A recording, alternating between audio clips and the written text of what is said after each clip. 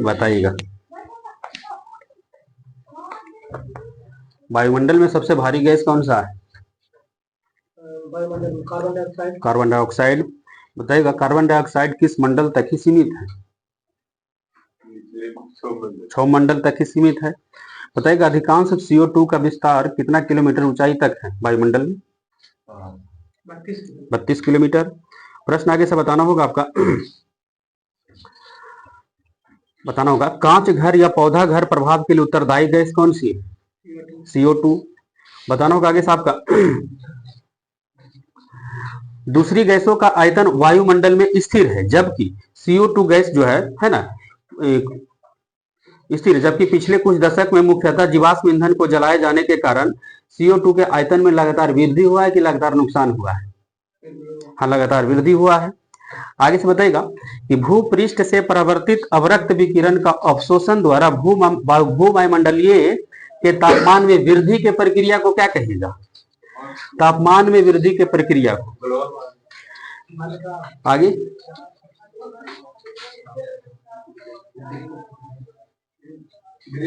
ठीक है, green house प्रभाव कहते हैं इसको, ग्लोबल वार्मिंग उसी बोलते हैं।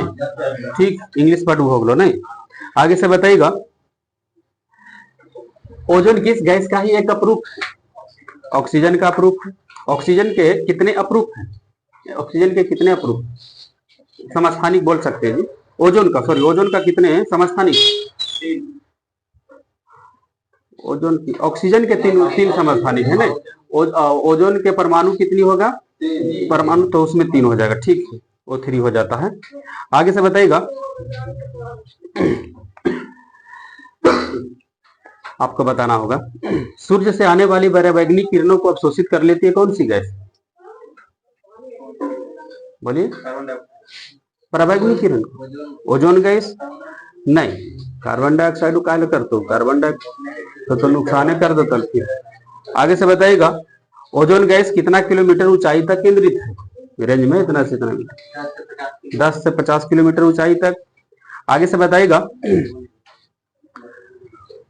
आपको बताना है कि वायुमंडल में ओजोन गैस की मात्रा अगर कम हो जाए तो सूर्य से आने वाली पराबैंगनी किरण पृथ्वी पर कौन सा बीमारी फैला देगा?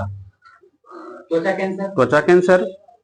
प्रश्न आगे से बताइएगा कि वायुमंडल में जलवाष्प सबसे अधिक परिवर्तनशील है तथा असमान वितरण प्रणाली वाला वो गैस है। तो आपका वहां से क्वेश्चन बताएगा कि यह ऊंचाई के साथ घट जाती है, तो कितना किलोमीटर ऊंचाई तक ही पाई जाती है जलवाष्प? वायुमंडल 90 किलोमीटर तक पाई जाती है जलवाष्प। आगे से बताइएगा कि वायुमंडल के संपूर्ण जलवाष्प का कितना प्रतिशत भाग जो है 8 किलोमीटर की ऊंचाई तक सीमित है। क्वेश्चन है कि वायुमंडल के संपूर्ण जलवाष्प का कितना प्रतिशत जलवाष्प 8 किलोमीटर ऊंचाई तक ही पाए जाते हैं? 90%। आगे से बताइएगा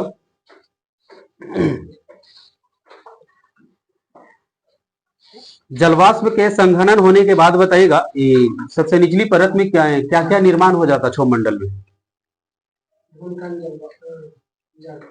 धूलकण और जल। आगे क्वेश्चन था आपका जलवाष्प के कारण उसके संघनन होने पर क्या क्या निर्माण हो जाता है?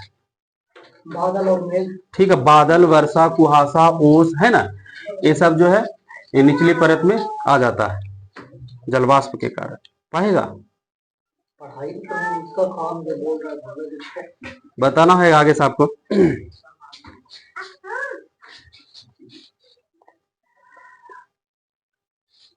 आपका होगा क्वेश्चन पृथ्वी के ताप को बनाए रखने में किन दो गैस का इस्तेमाल करते हैं?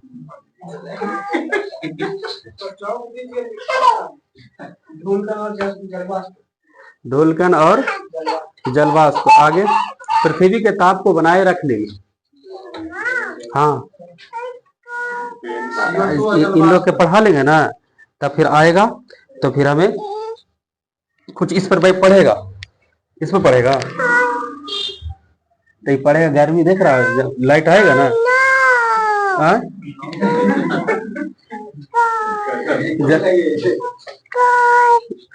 रुक जा थोड़ा सा, लो लिख दो, लिख के बता दो, इन लोग बता देना। ठीक है, देख बताए क्या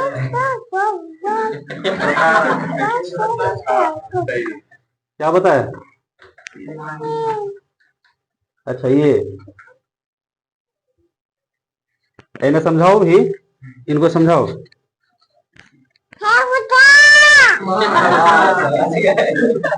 समझ गया ना? चलो ला बता, कभी रख दो, लाइट आएगा ना, दाम ला जाता नहीं है। लब लब लब अब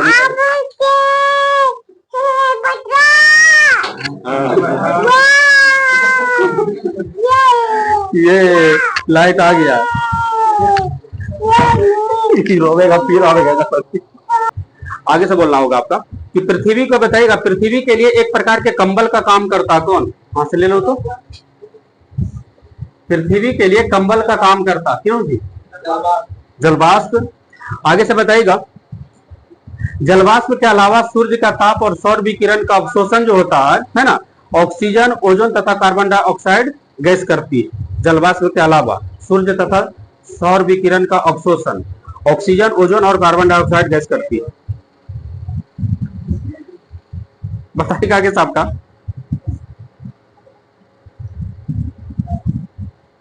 आकाश का रंग नीला किसके कारण होता है?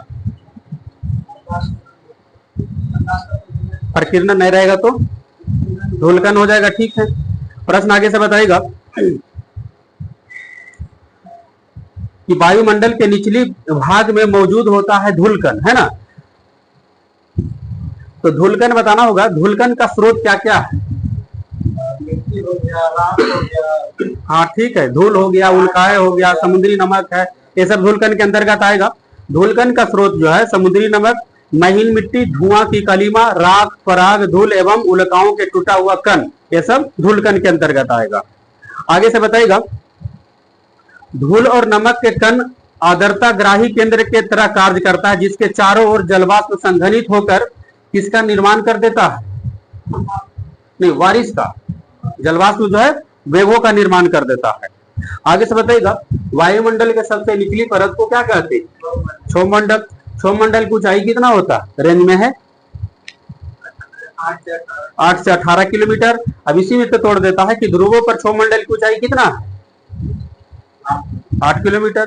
विषुवत रेखा पर क्षोभमंडल की ऊंचाई बताइएगा 18 किलोमीटर हो गया। बताइएगा, क्षोभमंडल में ऊंचाई ऊपर जाने पर तापमान बढ़ेगा कि घटेगा? हाँ, तापमान क्या हो जाएगा? घटेगा। तो बताइएगा कि क्षोभमंडल में कितना ऊंचाई पर जाने पर 1 डिग्री से तापमान घट जाता है? 165 मीटर। बताइएगा, क्षोभमंडल में 1 किलोमीटर की अगर ऊंचाई चल जाएंगे तो कितना डिग्री से तापमान घट जाएगा? 165 मीटर में कितना डिग्री? 1 डिग्री से कम गया तो 1 किलोमीटर जाना। हाँ ठीक है, तो क्या कर देना है? 1000 बटा 165। अब इसको करिएगा तो कितना आएगा? 6.4 डिग्री सेंटीग्रेड।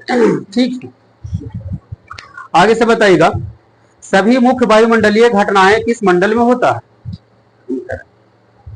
सभी मुख्य, सुनिएगा, सभी मुख्य वायुमंडलीय घटनाएं जैसे बादल, आंधी, तूफान, बारिश, ये सब किस मंडल में? सब क्षोभमंडल में होता है, जितना काम क्रिया हो रहा है। आगे से बताइएगा, किस मंडल को संवहन मंडल कहते हैं? क्षोभमंडल। बताइएगा, किस मंडल को अधोमंडल भी बोला जाता है? क्षोभमंडल को ही बोलते हैं।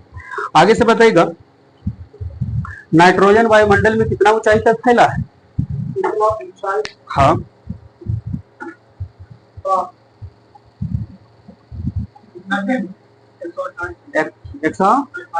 128 किलोमीटर तक नाइट्रोजन वायुमंडल में फैला हुआ है। बताइए साहब का, वायुमंडल में कौन सा गैस अगर नहीं रहता तो आग पर काबू पाना बड़ा मुश्किल होता? नाइट्रोजन। नाइट्रोजन नहीं रहता तो आग पर काबू नहीं पा सकते। आगे से बताइएगा, आपको बताइएगा, ऑक्सीजन वायुमंडल में कितना ऊंचाई तक फैला है?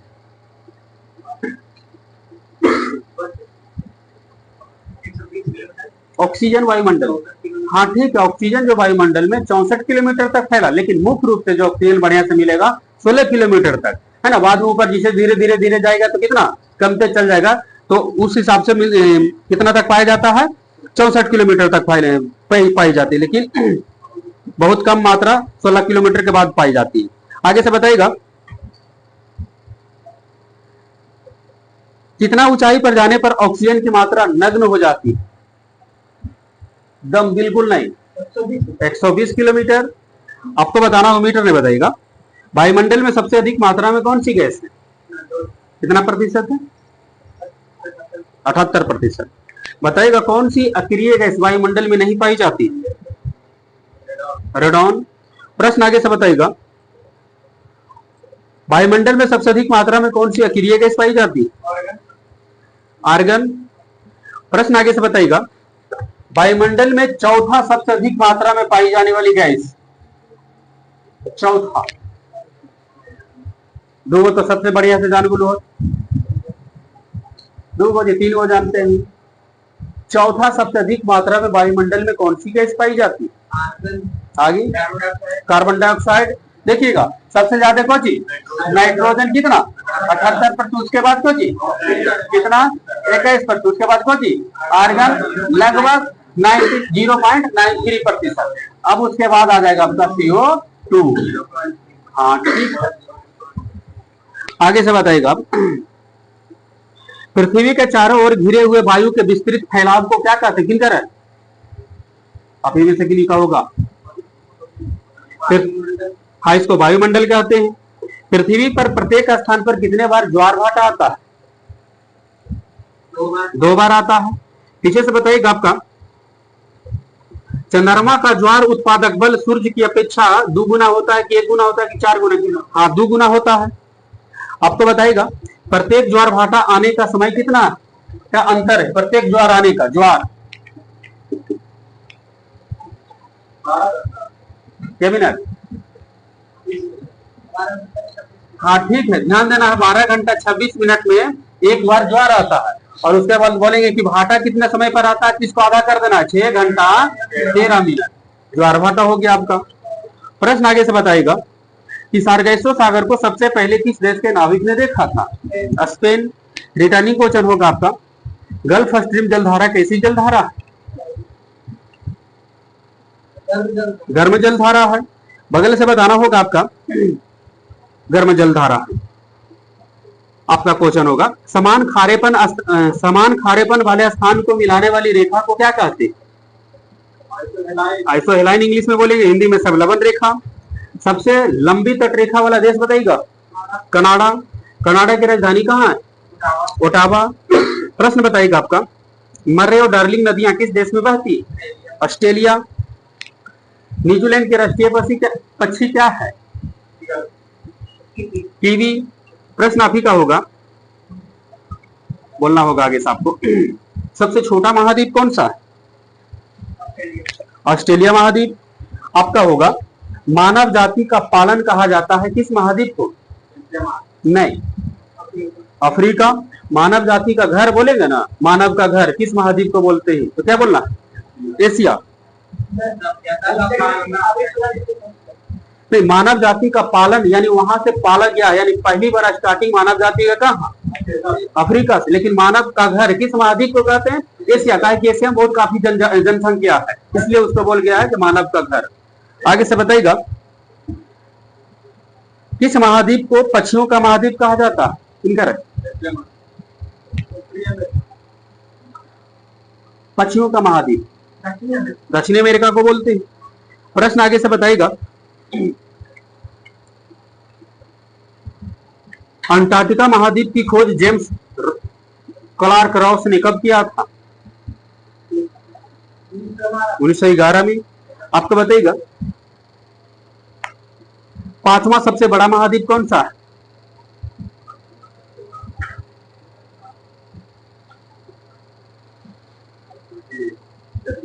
आगे 5वां सबसे बड़ा महाद्वीप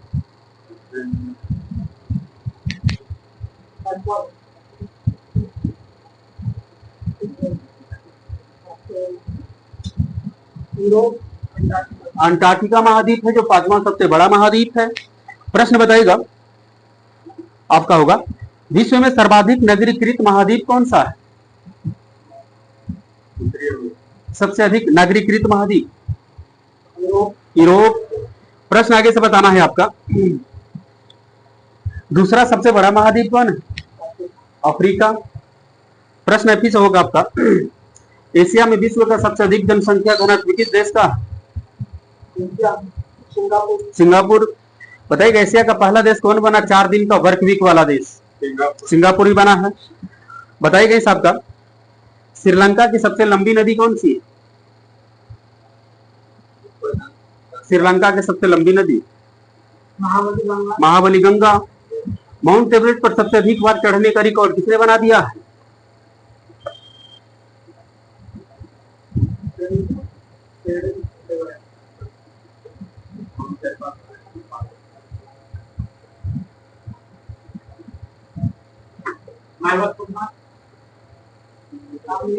ठीक है, कामी रीता शेरपा। माउंट एवरेस्ट पर सबसे अधिक बार चढ़ने का रिकॉर्ड कामी रीता शेरपा जो है नेपाल का ही है। नहीं, नेपाल का है। कितना बार? 30 बार हो गया है, याद रखिएगा। प्रश्न आगे से बताइएगा, वी आकार की घाटी का निर्माण किसके द्वारा होता है? ऐसे बताना है, नदी द्वारा। प्रश्न आप ही का बनेगा वहां से, एशिया की उत्पत्ति किस भाषा से हुई? एशिया शब्द की उत्पत्ति किस भाषा से हुई? हिब्रू भाषा के आंसू से हुआ है। बताइएगा कौन सा ऐसा महाद्वीप है जहां एक भी ज्वालामुखी नहीं है? ऑस्ट्रेलिया। प्रश्न आगे से बताइएगा, ऑस्ट्रेलिया। भूकंप की तीव्रता किस उपकरण से मापती? हाँ ठीक है, रिएक्टर स्केल। रिएक्टर स्केल की खोज चार्ल्स रिएक्टर ने किया था, कब?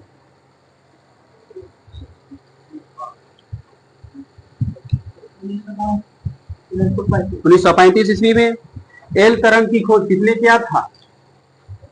भूकंप आता ना तो 3 तरह का तिरंग आ जाता, प्राथमिक तरंग, द्वितीयक तरंग और एक एल तरंग आता। तो एल तरंग की खोज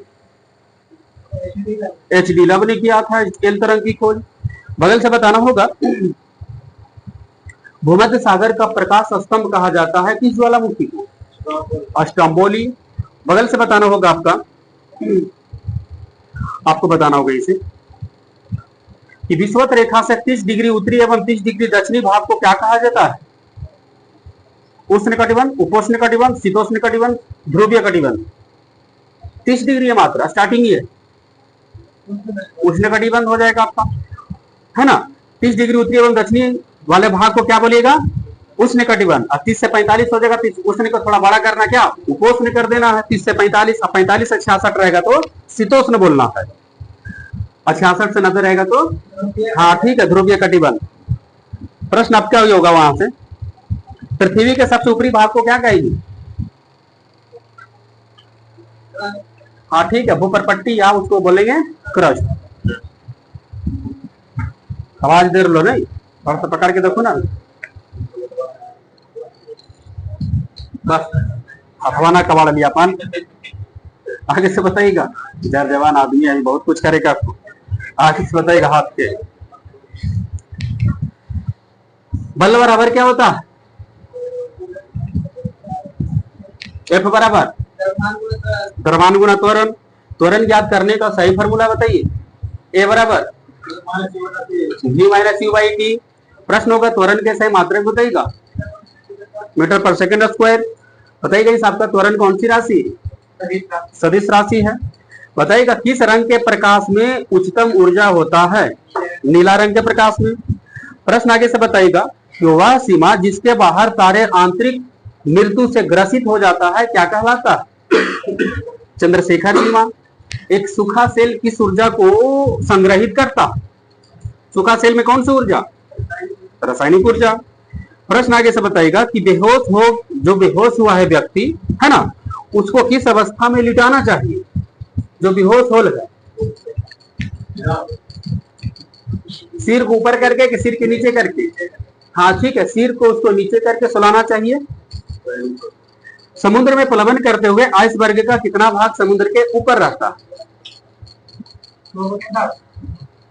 ऊपर 1/10 ऊपर रहेगा, 9/10 नीचे रहेगा। मिट्टी के घड़े में किस प्रक्रिया द्वारा जल ठंडा रहता है? वाष्पन। ठीक है। भारतीय आयुर्वेद का जनक किसे बोला जाता है? भारतीय आयुर्वेद का जनक, भारतीय आयुर्वेद का जनक किसे बोलते हैं? सुश्रुत, सुश्रुत को बोलते हैं। चूहा के विष में किस रसायन का इस्तेमाल करते हैं? चूहा नहीं मारे वाला रसायन, चूहा के मारने में किस रसायन का प्रयोग करेंगे?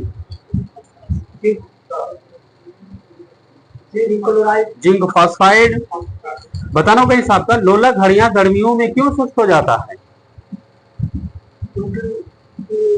लंबाई क्या हो जाती है?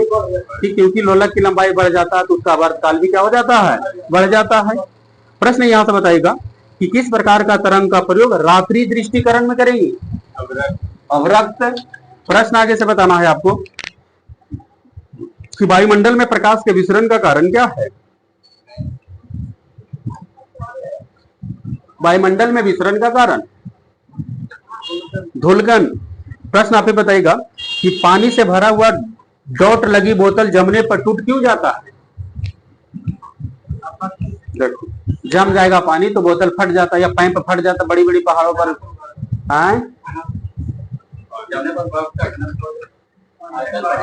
ठीक है, उसका आयतन बढ़ेगा तब ना फटेगा जी। आगे से बताइएगा रेफ्रिजरेटर में खाद्य पदार्थ ताजा रखने हेतु सुरक्षित तापमान कितना है? 4 डिग्री सेंटीग्रेड। 4 डिग्री सी बराबर कितना डिग्री फ़ारेनहाइट? 2 समथिंग नहीं 39.2 डिग्री फ़ारेनहाइट।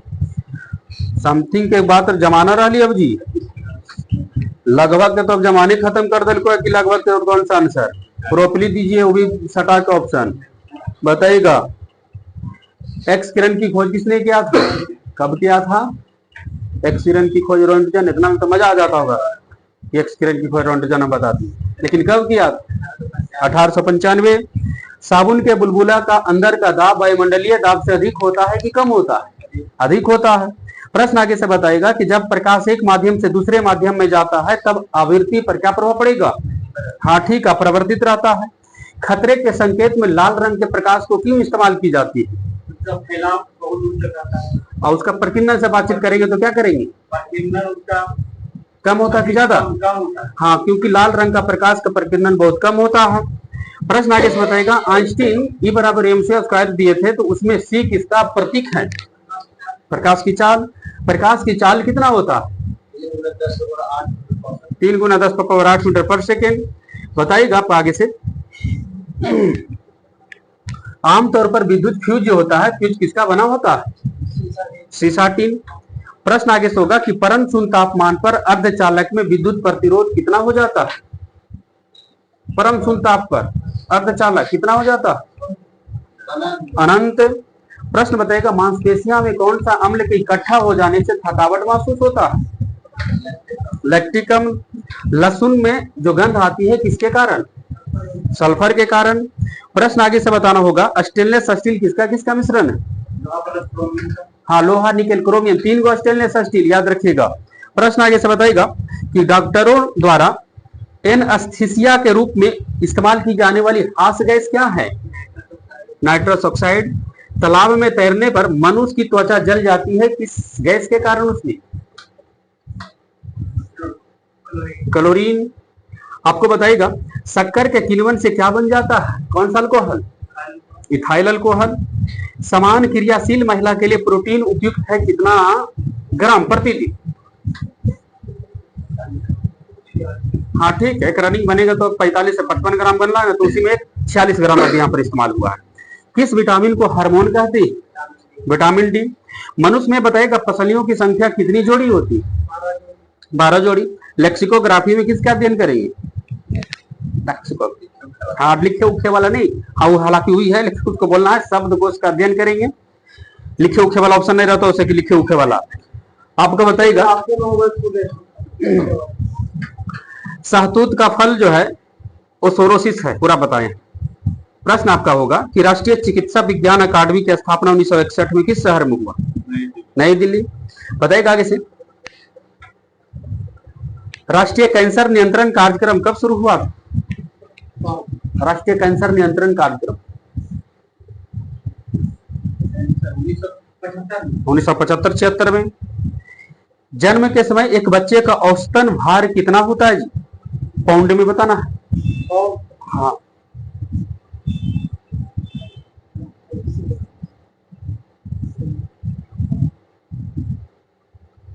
10 पाउंड। आगे 500 किलो का पुत्र बहुत कम ही रहता है जब जन्म लेता है, तो 2.5-3 तक बहुत बढ़िया ठीक ठाक रहता है। पाउंड में बताना, पाउंड में। हाँ के पाउंड का रहता है जन्म के समय में एक बच्चा के। हाँ ठीक है, लगभग 5.5 पाउंड। एक पाउंड में कितना ग्राम? 453 ग्राम, कह सकते हैं 450 ग्राम। हाँ तो 450 ग्राम एक पाउंड में, तो 5.5 पाउंड में कितना हो जाएगा? नहीं तो 5 पाउंड ले लीजिए। 5 5 25, 5 दूनी 5, 20 2 22। हाँ लोग हैं बोले क्या है 3 किलो का बच्चा अच्छा मतलब माना जाता है वो जन्म के समय में। आगे से बताइएगा, मानव शिशु की औसत लंबाई कितनी होती है? हाँ 50 सेंटीमीटर। आगे से बताइएगा आपका, बच्चों में पाए जाने वाले हड्डी के कैंसर को क्या कहते हैं?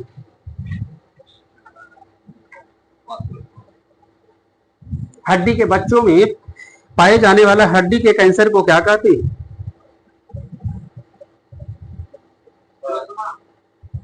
कोई? हाँ सारकोमा, सारकोमा बोलते हैं। डीपीटी में पी का पूरा नाम क्या होगा? पार्टूसिस। प्रश्न होगा विश्व टीबी दिवस किस तिथि को मनाते? 24 मार्च। प्रश्न होगा 5 जगत का प्रणाली किसने दिया था? 5 जगत वर्गीकरण। आगे R.H. व्हिटकर। व्यंजन का सूत्र बोलिए। C6H6। बताइएगा अल्जाइमर से शरीर का कौन सा अंग प्रभावित होता है? मस्तिष्क। मानव मस्तिष्क में कितने निलय होते? 4 निलय होता मानव मस्तिष्क में। बताइएगा आगे सबका, 1 डेका लीटर बराबर कितना लीटर?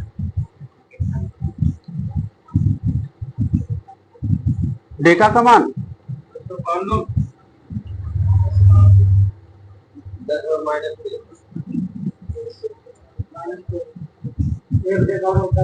ठीक है, 1 डेका का मान 10 पावर 1 ही होता है, यानी 10 लीटर बोल सकते हैं। बताइएगा मंगल के कितने उपग्रह हैं? कौन कौन? हाँ ठीक है, मंगल के 2 उपग्रह फोमोस और डिमोस। प्रश्न आगे से बताइएगा, जल के प्रवाह को मापने की यूनिट क्या है? जल के प्रवाह क्यूसेक। प्रसरव ध्वनि तरंग की आवृत्ति कितनी होती है? ठीक है 20 किलो हर्ट्ज से अधिक। आगे से बताइएगा, जुड़वा खनिज किसे कहते हैं? सीसा जस्ता। यदि माता पिता का ब्लड ग्रुप AB है तो पुत्र में कौन सा ब्लड ग्रुप होने की संभावना है? तो बोलो आगे। सबे कह दो ना आगे। हाँ ठीक, यदि माता पिता का ब्लड ग्रुप AB है तो पुत्र में होने की वाला संभावना जो माता पिता में रहेगा वही पुत्र में होगा, बशर्ते वो सभे में बन जाता है। बशर्ते एक चीज छोड़ देना है कि AB के साथ वो नहीं बनेगा, O के साथ AB नहीं बनेगा, लेकिन वो सभे में बनता है, याद रखना। वो सभे में बनेगा लेकिन किसके साथ नहीं बनेगा? AB के साथ नहीं बनेगा। अब देखिएगा AB है तो वो तो बनेगा ही नहीं, यहाँ से पकड़ लेना, जो रहेगा वही बन जाएगा। तो कौन दिख रहा है? A दिख रहा है, B दिख रहा है और AB, ये बन जाएगा। हेलो समझ बोला लियो जी, बोले लो समझ तो बताओ तो। यदि माता पिता का ब्लड ग्रुप A और B है तो पुत्र में कौन सा ब्लड ग्रुप होगा? हाँ मेरा मतलब क्या दिलू नहीं। हाँ ठीक है, देखिए A दिख रहा तो A बनेगा, B दिख रहा तो B, दोनों ज्वाइंट करके भी बन सकता है और वो भी बनेगा, काहे कि वो एंटीबायोटिक है, सब में बनता है, AB के साथ खाली नहीं बनता। आगे से बताइएगा, यदि माता पिता का ब्लड ग्रुप B और O है तो पुत्र में कौन सा ब्लड ग्रुप?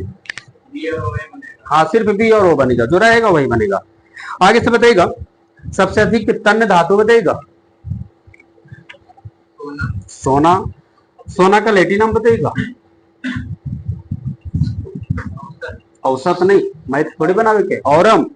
आगे से बताना है आपका, कैपिटल G का इकाई बताइए। कैपिटल G का इकाई हाँ न्यूटन मीटर स्क्वायर पर केजी स्क्वायर। प्रश्न आगे से बताइएगा, कॉफी पौधा के किस भाग से निकालते? कॉफी पौधा के किस भाग से निकालते? बीज से निकलता है। आप ही का क्वेश्चन होगा, 1 जूल बराबर कितना अर्ग? 10 पावर 7 अर्ग। प्रश्न आगे से बताना होगा आपको, ट्रांसफार्मर का कार्य क्या है?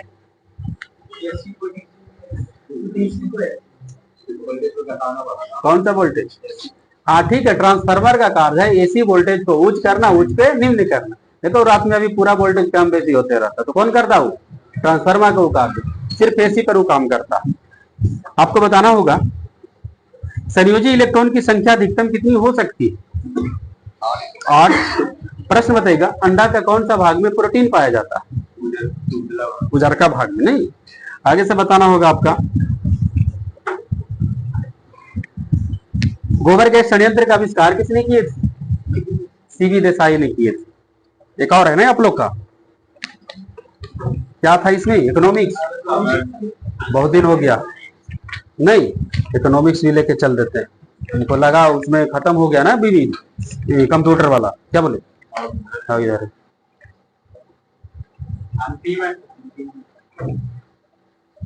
ये तो आपको लगा नहीं, बताइएगा किसे। अब बाकी वो हिस्ट्री बच गया ना आप लोग का। देखिए लुसेंट में क्या चला दिए हैं? पॉलिटिकल, और आपका हो गया ज्योग्राफी। आज एक दिन पॉलिटिकल, एक दिन ज्योग्राफी, 3 दिन फिजिक्स, केमिस्ट्री, बायोलॉजी। विविध आपका समाप्त है, कंप्यूटर समाप्त है, स्पोर्ट्स समाप्त है आप लोग का। तो क्या बच गया उसमें? खाली हिस्ट्री बच गया है, याद रखिए। हाँ तो हिस्ट्री चल रहा, तो एक दिन चल रहा ना इसमें हिस्ट्री, मॉडर्न हिस्ट्री जो चल रहा है इसमें हिस्ट्री। बाकी रहा प्राचीन हिस्ट्री, देखते हैं कोई अगर उसका चैप्टर खत्म होता है तो उसको भी घुसा देते हैं, क्या को सबको हो जाएगा बैकअप आपका। बताइए इसे,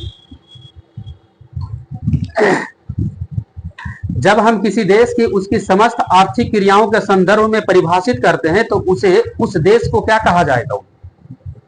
समस्त आर्थिक क्रियाओं के संदर्भ में परिभाषित कर रहे हैं, आर्थिक, उस देश का अर्थव्यवस्था कहते हैं। अर्थशास्त्र का जनक किसे कहते हैं? Adam Smith. प्रश्न आपका होगा कि भारतीय अर्थव्यवस्था किस प्रकार की अर्थव्यवस्था मानी जाती है? हाँ मिश्रित अर्थव्यवस्था, इस तरह का विकासशील, विकसित। हाँ ठीक है, अगर मिश्रित अर्थव्यवस्था है तो भी ठीक ठाक है, लेकिन भारतीय अर्थव्यवस्था किस प्रकार की अर्थव्यवस्था मानी जाती है? तो विकासशील अर्थव्यवस्था। आपको बताना होगा कि भारतीय अर्थव्यवस्था की मुख्य विशेषताएं क्या क्या है? क्या क्या मतलब है प्रोबनल भारतीय? हाँ ठीक है, बढ़ती बेरोजगारी, कृषि की प्रधानता यानी ज्यादा कृषि क्षेत्र है, प्रति व्यक्ति आय की न्यूनता। आगे से बताइएगा समिष्ट, सुनिएगा समिष्ट अर्थव्यवस्था जिसको इंग्लिश में माइक्रो इकोनॉमिक्स कहते हैं, उसको अर्थशास्त्र की एक अलग शाखा के रूप में आरंभ करने का श्रेय किसको दिया जाता है? हाँ ठीक है, Maynard Keynes, John Maynard Keynes. अब आइए क्वेश्चन कि भारत की अर्थव्यवस्था मिश्रित अर्थव्यवस्था, तो मिश्रित अर्थव्यवस्था किसको बोला जाता है? बना आसानी से तो बोल बहु बढ़िया से किताबी बात। ठीक है, जिसमें सार्वजनिक और निजी क्षेत्र का अस्तित्व हो। प्रश्न आगे से बताइएगा भारत की अर्थव्यवस्था में बताइएगा किस प्रकार की दोनों विशेषताएं पाई जाती? पूंजीवादी, समाजवादी, दोनों में से कोई नहीं। भारत की अर्थव्यवस्था में किस प्रकार की विशेषताएं पाई जाती? ठीक है, पूंजीवादी और समाजवादी दोनों प्रकार की अर्थव्यवस्था की विशेषताएं हैं। आगे से बताइएगा मिश्रित अर्थव्यवस्था की संकल्पना किस अर्थशास्त्री के विचार से प्रेरित किया गया है? हाँ ठीक है, जॉन मेनार्ड किन्स। प्रश्न आपका होगा अर्थव्यवस्था से क्या आप समझेंगे? नहीं, बंद अर्थव्यवस्था से आप क्या समझेंगे? हाँ बिल्कुल, आयात निर्यात किसी भी देश के साथ बंद, जिसको इंग्लिश में बोलेंगे क्लोज्ड इकोनॉमी। नहीं, आप ही बताइएगा खनन, उत्खनन, मत्स्य, कृषि, वानिकी किस क्षेत्र के अंतर्गत है? प्राथमिक क्षेत्र। बताइएगा किस क्षेत्र को औद्योगिक क्षेत्र भी बोला जाता है? द्वितीय क्षेत्र। तो भारत के राष्ट्रीय आय में किस क्षेत्र का योगदान सबसे ज्यादा है? तीसरा क्षेत्र को और किस नाम से जानते हैं? सेवा क्षेत्र। बताइएगा इस आपका निर्माण, विनिर्माण, विद्युत गैस, विद्युत और गैस अलग अलग बोले है ना, जल पूर्ति, ये सब किसके अंतर्गत आएगा? किस क्षेत्र के अंतर्गत? निर्माण, विनिर्माण, गैस, विद्युत, जलापूर्ति, द्वितीय क्षेत्र। बताइए इस आपका तृतीय क्षेत्र यानी सेवा क्षेत्र है, वहां पर उसको बोलेंगे जहां पर आदमी वहां पर ज्यादा लेन देन में हो, जैसे हम बोलेंगे बैंकिंग है ना, बैंकिंग हो गया, बीमा क्षेत्र हो गया, व्यापार क्षेत्र हो गया, भंडारण समुदायक हो गया, परिवहन हो गया, संचार हो गया, ये सब कौन सा क्षेत्र? तृतीय क्षेत्र। प्रश्न आगे से बताइएगा, संयुक्त क्षेत्र की अवधारणा किन क्षेत्र के संदर्भ में दर्शाता है? संयुक्त क्षेत्र को ही बोलते हैं मिश्रित क्षेत्र। तो संयुक्त क्षेत्र किसको बोला जाए?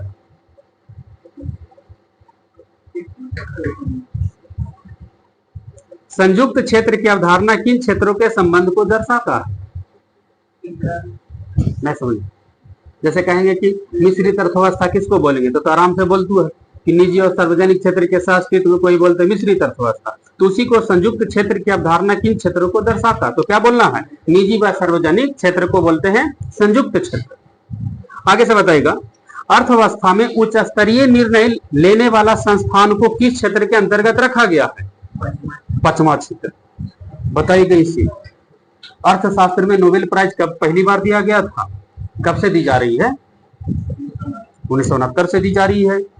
भारत का पहला नोबेल प्राइज अर्थशास्त्र में कब आया? हाँ, या कौन लाए? हाँ ठीक है, अमर्त्य सेन को मिला था 1998 में, ध्यान रखना है। प्रश्न आगे से बताइएगा, अर्थशास्त्र का नोबेल प्राइज प्राप्त करने वाला दूसरा भारतीय व्यक्ति कौन थे जी, जो 2019 में लाए?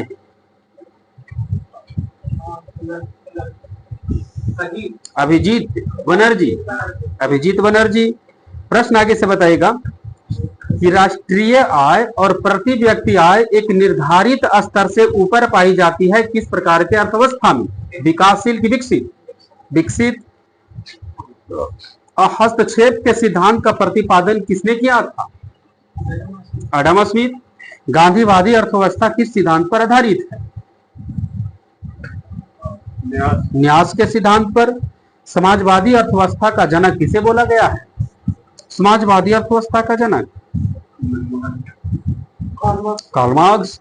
बताइएगा, सबसे ज्यादा जीडीपी कौन सा देश का है?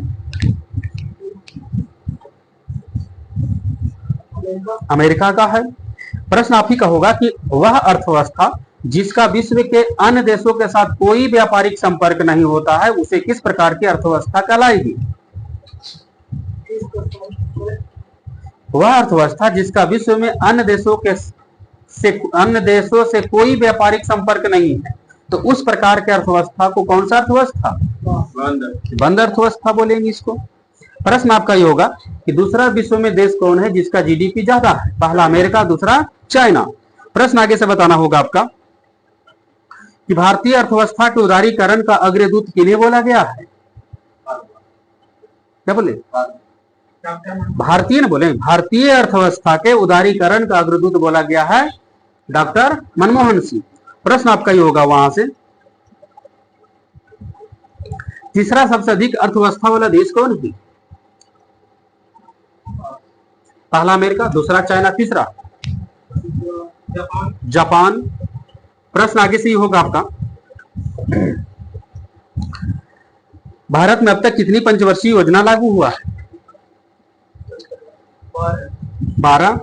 जीडीपी का पूरा नाम करिए। Gross domestic product. प्रश्न आगे से बताइएगा, हिंदू वृद्धि दर का संबंध किस क्षेत्र से?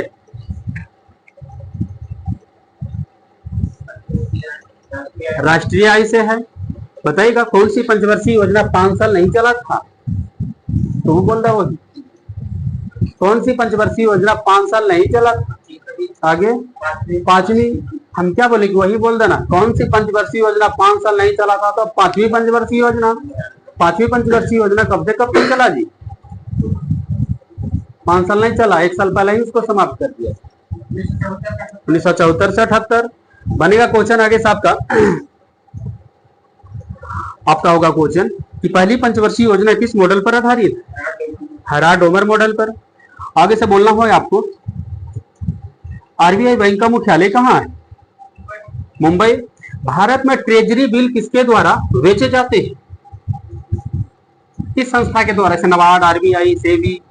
भारत में ट्रेजरी बिल किसके द्वारा बेचे जाते हैं? आरबीआई।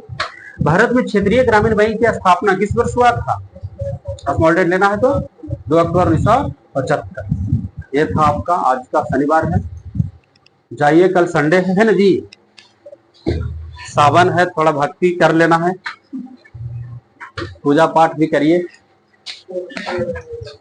स्टूडेंट लाइफ में बोल पूजा पाठ कौन करता है ना, थोड़ा बहुत मुश्किल होता है, सब से बच करके लहसुन नहीं खाओ, प्याज नहीं खाओ।